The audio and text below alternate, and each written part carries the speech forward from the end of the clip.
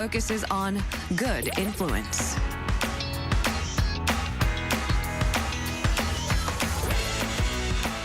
Through adventure and friendship, learn valuable lessons and realize the importance of friends.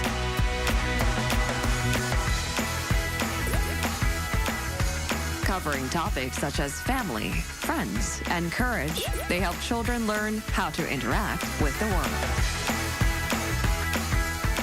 Embark on imaginative adventures with new friends and dream together. K Animation's special stories will warm your heart.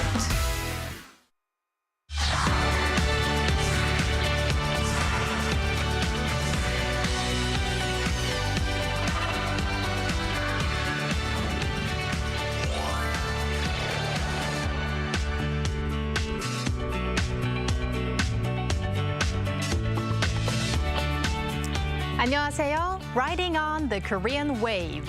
Welcome to a brand new week with the Culture Wave. I'm Kwon So-hwa in Seoul. Explore with us Korea's culture from all aspects and stay up to date with K-entertainment, K-tourism, K-performances, K-everything. And before you know, you'll be booking your flight to Korea. Our co-host this Monday is Walter Lee. Hello, Walter. Happy Monday. Happy Monday, Seoul, and happy Monday, everyone out there. I can't wait to get into our K-Enter news, so stick around for that. All right, and we're also joined by Arirang News culture correspondent Song Yoo-jin. Welcome. Happy Monday, So, and happy Monday, Walter. Happy Monday. And happy Monday, and happy Monday to all the Culture Wave viewers. I'm Song Yoo-jin. I'm Arirang News culture correspondent. So, Yoo-jin, I kind of hinted it in the opening that we're going to talk about K-tourism, and that's going to be with you, but on a slightly different angle than what you would usually expect when we talk about K-tourism. So, what are we talking about today? Right, so today I want to introduce a policy that took effect about 3 weeks ago here in capital Seoul. And the reason why I chose this topic is because although this is fairly well known among locals, it seems that many international visitors aren't familiar with it. So let's first take a look at what it is. Swarms of visitors are now a common sight in Seoul's Bukchon Hanok village. Tourists flock here to see the centuries-old Hanok houses up close. While this historic village delights tourists, life for residents is far less pleasant. The noise, especially from rolling suitcases, disrupts our mornings and nights, especially since Hanok houses aren't well soundproofed. There's also the problem of littering, and shockingly, some visitors have even relieved themselves near our homes. Others have walked into our house, uninvited, and taken photos inside. These issues, known as overtourism, have taken a toll, causing the village's population to drop by 27.6% over the past decade. To address this, the government in July this year designated Bukchon as Korea's first special management area under the Tourism Promotion Act. Since 2018, we've set specific visiting hours for the village, and local residents have worked hard to enforce them. But without legal backing, they were often ignored. Now, with a legal framework in place, we can impose fines for violations. The village is now divided into 3 color-coded zones based on overcrowdedness, with the strictest regulations in the red zone. So it's past 5 p.m. and I'm here in the red zone of the Bukchon Hanok village where visitors aren't allowed to enter between 5 p.m. and 10 a.m. Now this area has been one of the most congested spots in the village because visitors come here to take photos in front of traditional Hanok houses. At 5 p.m., monitoring personnel take to the streets, guiding visitors out of restricted areas. The curfew applies to those simply sightseeing, with exceptions made for those visiting stores, museums, or staying in Hanok accommodation within the zone. Residents say they're already feeling a change. We're thrilled as we can finally have peaceful mornings and evenings. Tourists we spoke to understood the policy's purpose, but suggested clear guidance. People need supper time till and have time to sleep and rest. So yeah, I think it makes sense if there are hundreds of people around here, they couldn't rest. So yeah. I think we could have done it if we Googled it a bit more. But I mean, like there could be a sign like further outside, so we wouldn't have like walked already into the street. However, not everyone is on board. Some local business owners worry about the impact on their livelihoods. The district office needs to communicate more with local business owners. Instead of strict daily restrictions, a more flexible approach, like limiting visitors during specific periods, might work better. As over-tourism becomes a growing issue worldwide, Bukchon Hanok Village's strategy offers a way to balance visitor experience with residents' quality of life. You know, if you try to get some sleep, maybe early in the evening, or you have to focus, really the tiniest noise can be a distraction. Right. But if you have like tourists bustling around your home, I think this really is a necessary measure. I think so as well, especially in that certain area. I've been there many, many times, and it must be really disturbing for a lot of the residents in the area. Now, Eugene, you slightly mentioned it, but over-tourism is certainly not just a challenge for Korea. So how are other countries in the world dealing with this issue? Right, so I want to mention two notable examples. One is Venice in Italy, and the other one is Kyoto in Japan. Now, starting with Venice, it became the very first city in the world to introduce an entrance fee for visitors who are trying to tour the city. So to provide a bit more information, from April to July this year, tourists were required to purchase a one-day ticket costing €5, which is about $5.30. And the city plans to re-implement this policy next year, but this time doubling the fee to €10. So we'll see how that goes on. And meanwhile, over in Japan, its famous Gion geisha district has also been grappling with littering, harassment of geishas, and overwhelming crowds. So in response, the city has restricted access to certain alleyways starting since April. I think it's actually a good thing that Korea is implementing these measures, because it means that we are having so many tourists just like in these renowned big places like Venice, right? Yeah, that's really good to see that is actually happening. But we've got to turn our back to Bukchon especially. And are there any additional measures that the district office is planning to combat this over-tourism? Well, there actually is. So starting from January 2026, the district office is planning to restrict the passage of charter tour buses in the Bukchon area to address illegal parking and traffic congestion. So the restrictions will be in effect year-round, which includes weekends and holidays as well. And it will cover a 2.3-kilometer stretch of roads from Bukchonro 5길 to Changdeokgung 1길. And exceptions will be made for commuter buses, shuttle buses, school buses, and neighborhood shuttle buses as well. But you don't have to be disappointed, because visitors can still park outside the village and then tour on foot. And although this rule is not legally enforced yet, I also want to mention that if you are planning to visit the Bukchon Hanok village, the village is encouraging visitors to avoid coming on Sundays, as it has designated it as a rest day for the alleyways. I think that's a very good plan, just to have at least one day off for the residents to take a rest from all the tourists. I mean, I have never lived in a place that is like that big with many tourists, not a big city. But if I ever get to live in such a place, like I think Haebangchon is also one of those places that has these similar measures in the Itaewon area or so. So I think in the near future, if we ever get to move to those places, I think we can be at ease, and that's a really great measure that you not implemented, that you introduced us to. So we're looking forward to your next coverage. Thank you very much, Eugene. Always a pleasure. Thank you. Eugene.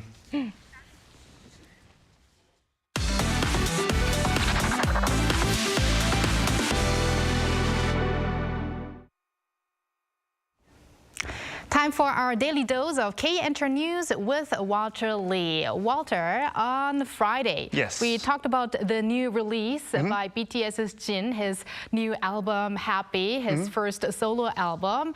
And it's just Monday now, and already we're seeing so many records. I know. I've got so much BTS news today that it's been overloaded, but we have to start with Jin's solo. We can never say overloaded when it comes to BTS. That's true. That's true. I shouldn't say that. But yes, indeed, on Saturday, BTS's label Big Hit Music announced that Jin's song Running Wild, which is, just as you can hear in the back of his solo album, Happy, has topped the iTunes song charts in 70 different countries. Now, this is including Australia, Finland, and also Brazil as well. But that's not all. According to the UK official charts as well, on Friday local time, the pre-release of the track I'll Be There, which we mentioned on on Friday from Jin's album, ranked number 65 on the official singles downloads charts and 73 on the official singles sales charts. Now, this is such a great achievement in such a short amount of time because, as we said, we only talked about it on the 15th or last Friday, and for it to already be breaking these records is a great achievement in itself. But we must move on. Now, let's talk about Jimin, right? Jimin has been breaking personal records of his own. His second solo album, titled Muse, and its track Who. The track now has become Jimin's longest charting track, solo track, in the UK, and is currently ranked 75th on the official singles charts, 3rd on the singles downloads charts, and 5th on the singles sales charts. He's just amazing at the moment. But that's not all. Like I said, He's got so much news, I'm just so excited. Jimin is also setting more records on music streaming platform Spotify. The song Who became the fastest song released by a Korean artist in 2024 to reach 1 billion streams. A really exciting news. So Yes. they are really running wild. They are indeed. And Jimin. And Who, which is also referring to the title by Jimin, who is the next BTS member you're going to talk about? Yes, very good segue, by the way. So that's right, staying on the subject of BTS members as well as Spotify. Now we're going to talk about V, and he has become the first K-pop artist or soloist to exceed 19 million followers on Spotify on the streaming platform. Now, also talking about his debut solo album, which is called Layover, recently it surpassed 2 billion cumulative streams. Now, last but not least, Jungkook. We're going to talk about him and his debut solo single 7, and this is also featuring Lato, and also his other song Standing Next to You, which is a lovely song, I think. And this comes from his solo album Golden. Now, this continues to perform strongly, appearing on Spotify's weekly top global songs charts on 70 and 53 weeks respectively for both songs.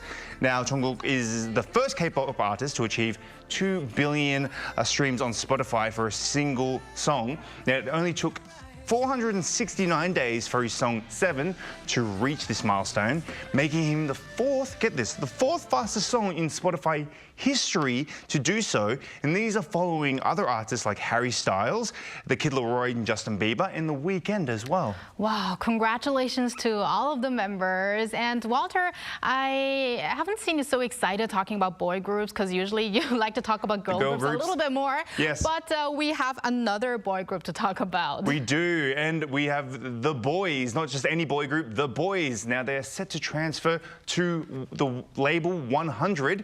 Now, this agency is run by producer MC Mong, for those who don't know, MC Mong is a sort of hip-hop artist. He's also a comedic TV radio personality as well.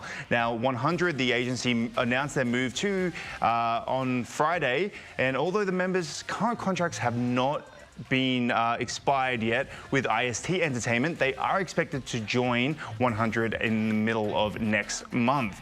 However, this is going to be interesting because when the move occurs, it remains uncertain whether they're going to keep their name, The Boys. It has been reported that 100 and the current agency have not yet discussed the trademark on their name. Now, anticipating this, 100 did apply for other trademarks.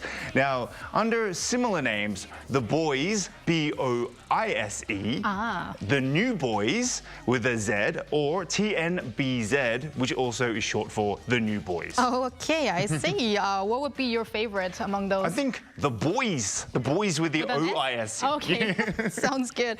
So let's hope that everything is going to be sorted.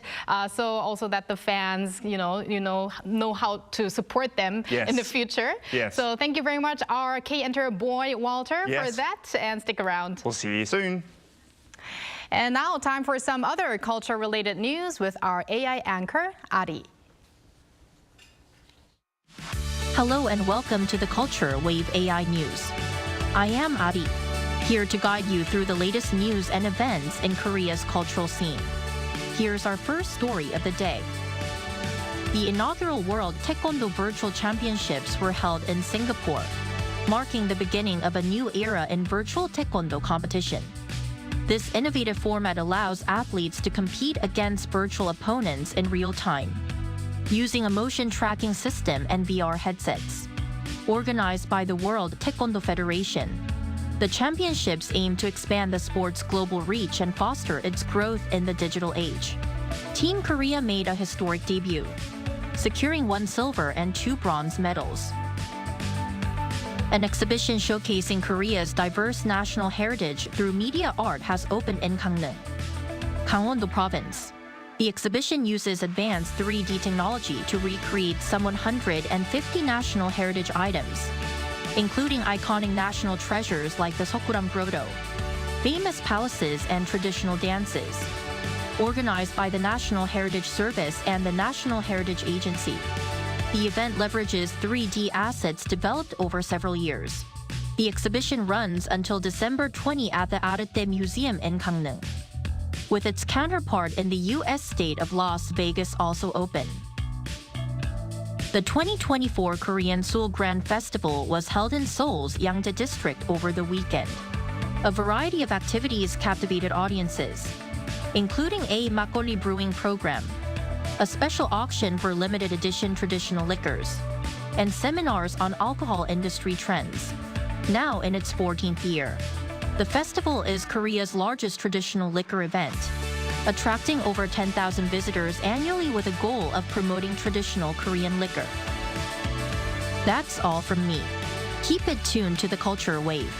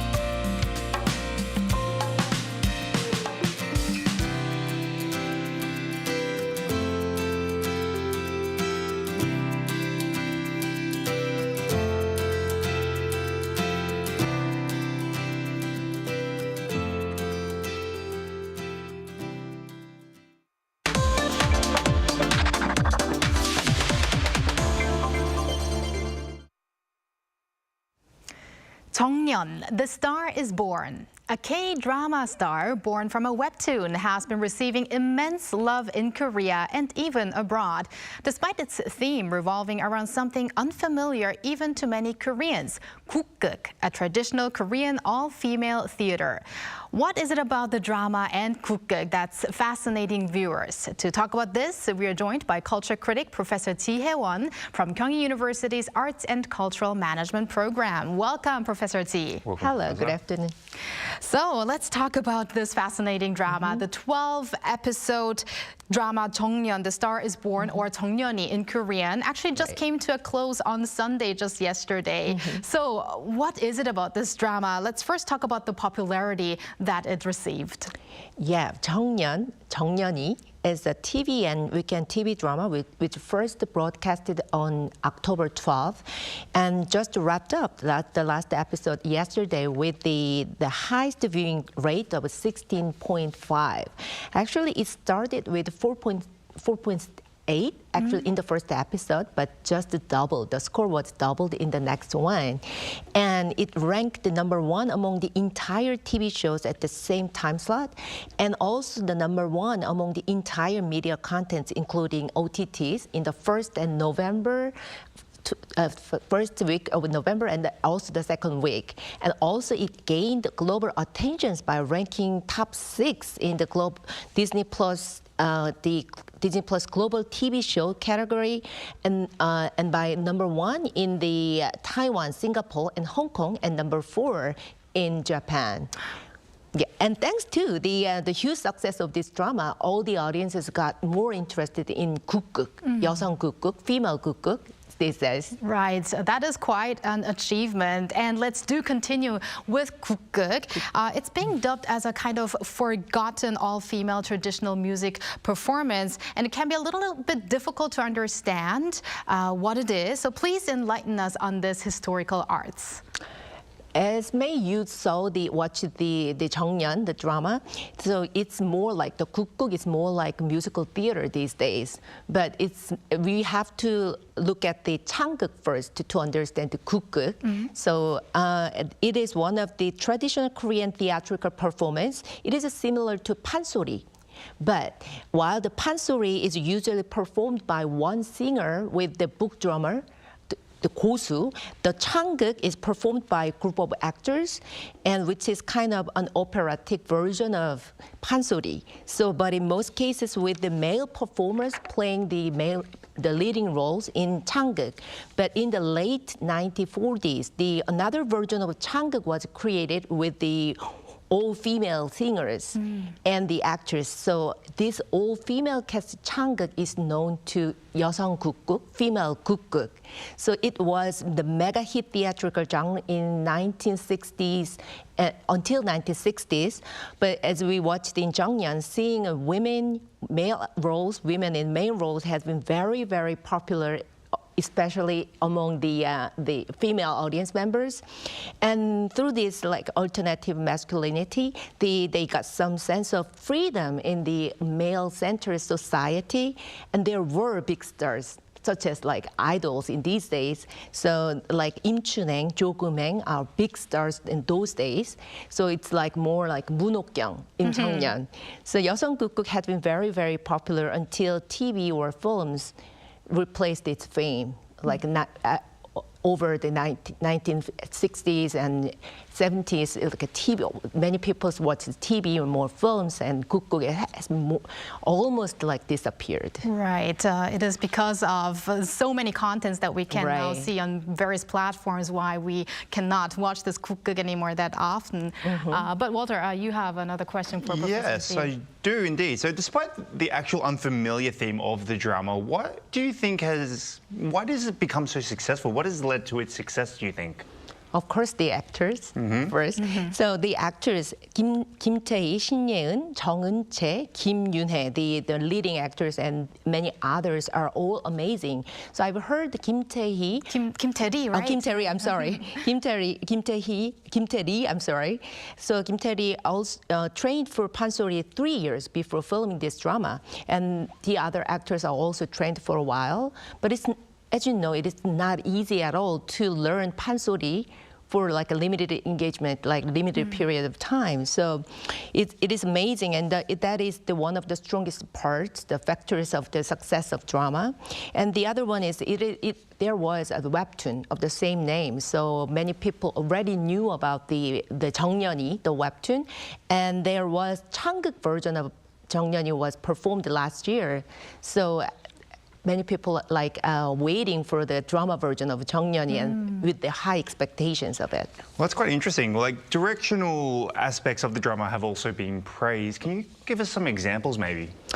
Yeah, in this TV show, the audiences could have double enjoyment, watching the content itself and the gukguk performances in it. So there are 4 different gukguk performances, some scenes of it. So 춘향전, 자명고, and the Fool and the Princess, and lastly, the Legend of Twin Towers, the last one.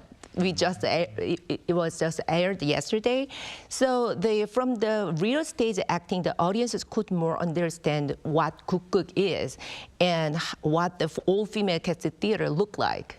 Right. Actually, when I was watching the drama, those performance episodes were really what amazed me. I felt like I was at the scene of the theaters there. But Professor Ji, with female-centered narratives in trend these days, do you think Gukguk could possibly return into modern live entertainment? Yeah, of course I do. And maybe it could be back sooner. Because actually, thanks to the huge success of the drama Jeongnyeon, the Korean Heritage Agency recently announced that it will host a special Gukguk performance titled Korea's first women opera and women who became legends in December, very soon. So the production will feature professional Gukguk artists and as well as the modern pansori singers.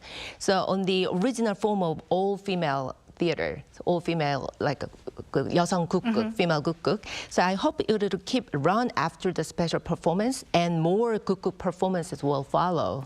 Let's hope Gukguk will be kept alive in various forms. And is there any other way we can watch related performances, even if it's not the actual Gukguk performance? As I mentioned earlier, is it more like Gukguk is like pansori or changguk? So there are a lot of changguk and pansori performances all around the year in Korea. So I recommend the audiences who are interested in Korean traditional performing arts to visit National Changguk Company of Korea and National Gugak Center and also Seoul Donamun Traditional Theater.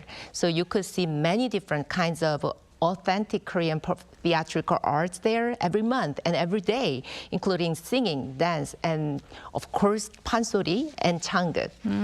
Let's keep track of those performances. So really, I think this drama, Jeongnyeon, was a wonderful example of bringing back short-lived, very popular historic performances to the modern world. So thank you very much for your insights today, Professor Ji. Thank you very much.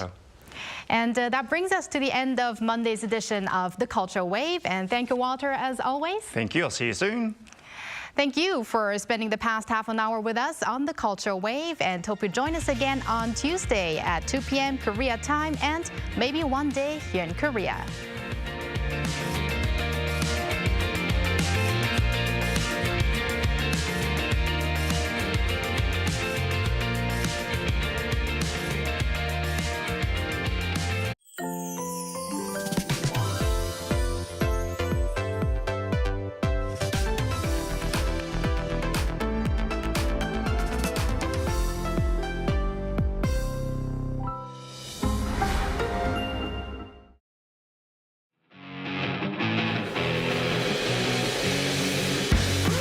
There is no greater blessing